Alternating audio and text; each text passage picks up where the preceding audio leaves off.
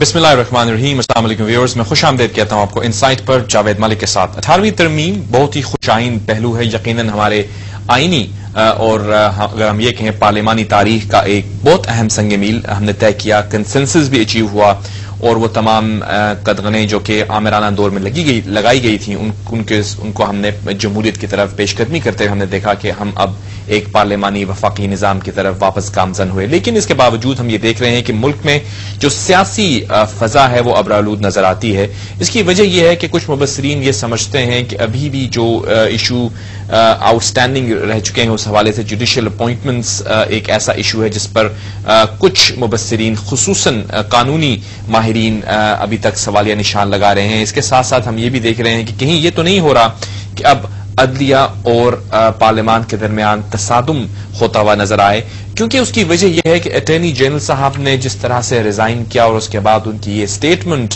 कि वो अपने जो उनका काम था, जो उनकी ड्यूटीज थी, जो उनको इंस्ट्रक्शंस मिली थी सुप्रीम कोर्ट की तरफ से, उन पर अमल दरामद वो नहीं कर पाए, जिसकी वजह उन्होंने लॉ मिनिस्ट्री को ठहराया। क्या ये स्टेटमेंट ये अंदिया देती है कि लॉ मिनिस्टर या लॉ मिनिस्ट्री जो है और उसके और हुकूमत को रिप्रेजेंट कर रही है, क्योंकि वो अदलिया के दरमियान तसादुम होने जा रहा है? और अगर होता है तो क्या वही इंस्टीट्यूशनल एक तरह से टग ऑफ वॉर हम दोबारा देखेंगे आइंदा आने वाले दिनों में? इस पर हम बात करेंगे, लेकिन इसके दो पहलू हैं। एक तो कानूनी पहलू है, आईनी पहलू है, और दूसरा ये है कि इसका सियासी असर क्या होगा मुल्क की सियासी सूरत हाल पर। पीपल्स पार्टी की हुकूमत है, लेकिन मुस्लिम लीग नून एक वसिफरस अपोजिशन के तौर पर सामने है। इससे पहले कि हम सियासी जायजा लें, इसका हम बात करेंगे आईनी और कानूनी माहिर जनाब फखरुद्दीन जी इब्राहिम साहब से, जो कि एक जाना पहचाना नाम है, एक सीनियर वकील भी रहे हैं, मुख्तलिफ ओहदों पर भी फायज रहे हैं। उनसे हम बात करेंगे, उनसे पूछेंगे कि किस तरह से देख रहे हैं वो इस अहम डेवलपमेंट को। फखरुद्दीन जी इब्राहिम साहब, अस्सलाम वालेकुम। जी फखरुद्दीन साहब, ये जो 18वीं तरमीम है ऑफ कोर्स हमारे आईनी तारीख का, जमहूरी तारीख का एक बहुत अहम संग मील है। इसमें जो इश्यूज, मेजॉरिटी इश्यूज पर तो कोई ऐसी डिफरेंस नहीं रही, लेकिन जो चीज उभर के सामने आती है वहां पे जुडिशियल अपॉइंटमेंट्स जो है वहां पे कुछ डिफरेंस ऑफ ओपिनियन जो है आया। हमने देखा नवाज शरीफ साहब ने भी कुछ अपने रिजर्वेशन का इजहार किया, लेकिन बाद में उसको रिजॉल्व कर लिया गया। आप किस तरह से देख रहे हैं इस अहम डेवलपमेंट को जो कि 18वीं तरमीम की सूरत में सामने है? मैं आपकी बात पे आता हूं, मगर पहले हमें देखना चाहिए कि ये जैसे आपने कहा ये बहुत अहम डॉक्यूमेंट है। नंबर 1, 17 अमेंडमेंट को हमने खत्म कर दिया। आर्टिकल 6 को भी हमने ऐसा अमल किया है कि अब कोई मिलिट्री रूल को वैलिडेट नहीं कर पाएगा, न पार्लियामेंट कर पाएगी, न जुडिशरी कर पाएगी। ये पॉजिटिव बात है। दूसरी पॉजिटिव बात है, कंकरेंस खत्म कर दिया। अब जिम्मेवारी प्रोविंसेस की बढ़ गई। अब जिम्मेवारी प्रोविंस पे ज्यादा है कि वो हमें गुड गवर्नेंस दे। अब दायरा फेडरल गवर्नमेंट का कम हो गया, प्रोविंसेस का बढ़ गया। तो उन्होंने कहा है कि भाई फेडरल मिनिस्टर 11-15 से ज्यादा नहीं होंगे जी। मगर अजीब बात है, फौरन उनको लाना चाहिए था। वो कहेगा this will be after the next election. तीसरी बात हुई है, वो it is also important in principle, क्या आपने ये कहा कि पीएम प्राइम मिनिस्टर मुसलमान होगा। ये जरूरत करने की जरूरत थी नहीं। और देखिए भाई, हाँ, एक दूसरी अच्छी बात की है कि फ्रीडम ऑफ इंफॉर्मेशन को फंडामेंटल राइट बनाया है जी। हाँ, ये पहले नहीं था। मगर ये बात इसमें कमी ये है कि आप अब सवाल इंफॉर्मेशन मांग सकते हैं only in public interest, individual बात नहीं कर पाएंगे। और जो मांगेगा उसको प्रूव करना पड़ेगा क्योंकि जो मैं पूछता हूँ वो पब्लिक इंटरेस्ट में है। मगर एक नई बात जरूर आई है। जहां तक भाई आप जजिस की बात कर रहे हैं, एक नया फॉर्मूला आया है। देखिए, आपको ये बैकग्राउंड में समझना चाहिए कि पार्लियामेंट कुछ परेशान तो है ना, हमेशा रही है कि भाई एवरी टाइम एक चेंज आता है, मिलिट्री रूल आता है, तो जजिस फौरन उस पर ठप्पा लगा देते हैं। तो समझते हैं कि हमारा भी कोई किस्म का रोल होना चाहिए। Please understand their point of view. हाँ, کہ بھائی ہمارا پاس ایکسپیرئنس یہ رہا ہے کہ جوڈیشری نے ہمیشہ تھپا لگایا ہے، مگر پھر بھی میں سمجھتا ہوں ایک اچھا کمپرومائز لے کے آئے ہیں.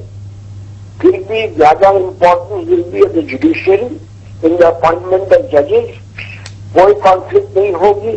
ہاں ایک رائے ضرور ہے کہ وہ اگر 6 آدمی آؤٹ آف 8 یہ کہہ دے پارلیمنٹ کے کہ یہ بندے کو جج نہیں بنانا ہے، وہ جج نہیں بنے گا.